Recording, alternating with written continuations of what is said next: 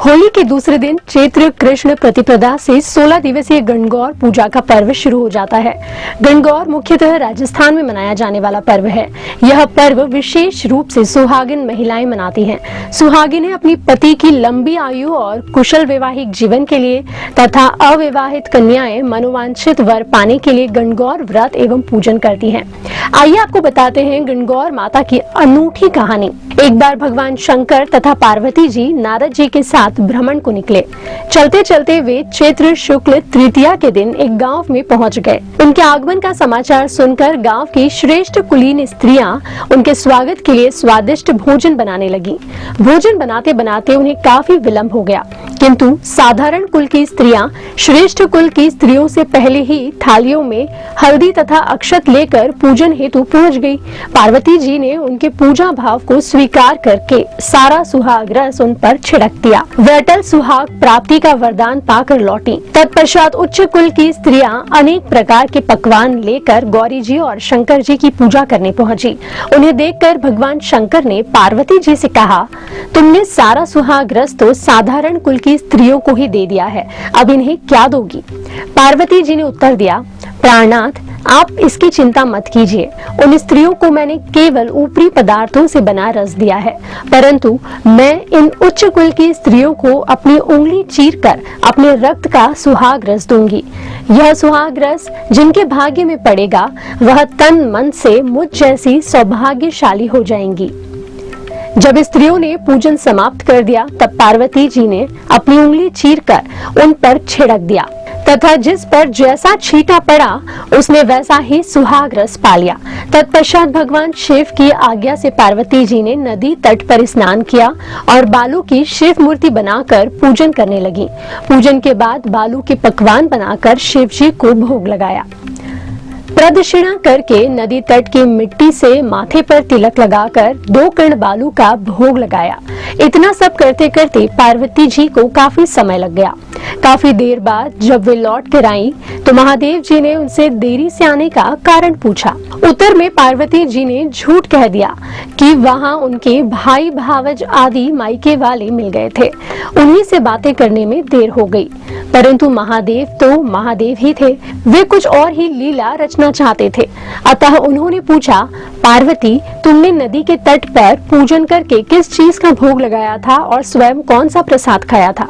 इसके बाद पार्वती जी ने पुनः झूठ बोल दिया, मेरी भावज ने मुझे दूध भात खिलाया, उसे खाकर मैं सीधा यहाँ चली आ रही हूँ। यह सुनकर शिव जी भी दूध भात खाने के लालच में नदी तट की ओर चल दिए। पार्वती जी दुविधा में पड़ गई। तब उन्होंने मौन भाव से भगवान भोले शंकर का ही ध्यान किया और प्रार्थना की कि हे भगवान, यदि मैं आपकी अनन्य दासी हूँ तो आप इस समय मेरी लाज रखिए। यह प्रार्थना करती हुई पार्वती जी भगवान शिव के पीछे पीछे चलती रहीं। उन्हें दूर नदी के तट पर माया का महल दिखाई दिया। उस महल के भीतर पहुंचकर वे देखती हैं कि वहां शिवजी के साले तथा सलहज आदि सपरिवार उपस्थित हैं। उन्होंने गौरी तथा शंकर का भावभीना स्वागत किया। वे 2 दिनों तक वहीं रहे। तीसरे दिन पार्वती जी ने शिवजी से चलने के लिए कहा, पर शिव जी तैयार नहीं हुए। वे अभी और रुकना चाहते थे। तब पार्वती जी रूठकर अकेले ही चल दी। ऐसी हालत में भगवान शिव जी को पार्वती के साथ चलना ही पड़ा। नारद जी साथ साथ चल दिए। चलते चलते वे बहुत दूर निकल गए। उस समय भगवान सूर्य अपने धाम यानी कि पश्चिम को पधार रहे थे। अचानक भगवान शंकर पार्वती जी से बोले, मैं तुम्हारे मायके में अपनी माला भूल आया हूँ। पार्वती जी ने कहा, ठीक है, मैं ले आती हूँ, और जाने को तत्पर हो गई। परंतु भगवान ने उन्हें जाने की आज्ञा नहीं दी और इस कार्य के लिए ब्रह्मपुत्र नारद जी को भेज दिया। लेकिन वहां पहुंचने पर नारद जी को कोई महल नजर नहीं आया। वहां तो दूर दूर तक जंगल ही जंगल था, जिसमें हिंसक पशु विचर रहे थे। नारद जी वहां भटकने लगे और सोचने लगे कि कहीं वे किसी गलत स्थान पर तो नहीं आ गए हैं। मगर सहसा ही बिजली चमकी और नारद जी को शिव जी की माला एक पेड़ पर टंगी हुई दिखाई दी। नारद जी ने माला उतार ली और शिव जी के पास पहुंचकर वहां का हाल बताया। शिव जी ने हंसकर कहा, नारद, यह सब पार्वती की ही लीला है।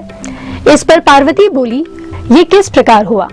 तब नारद जी ने सिर झुकाकर कहा, माता, आप पतिव्रताओं में सर्वश्रेष्ठ हैं। आप सौभाग्यवती, समाज में आदि शक्ति हैं। यह सब आपके पतिव्रत का ही प्रभाव है।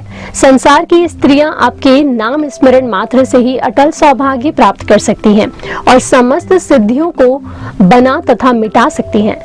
तब आपके लिए यह कर्म कौन सी बड़ी बात है। नारद जी ने आगे कहा कि महामाये गोपनीय पूजन अधिक शक्तिशाली तथा सार्थक होता है। आपकी भावना तथा चमत्कार पूर्ण शक्ति को देखकर मुझे बहुत प्रसन्नता हुई है।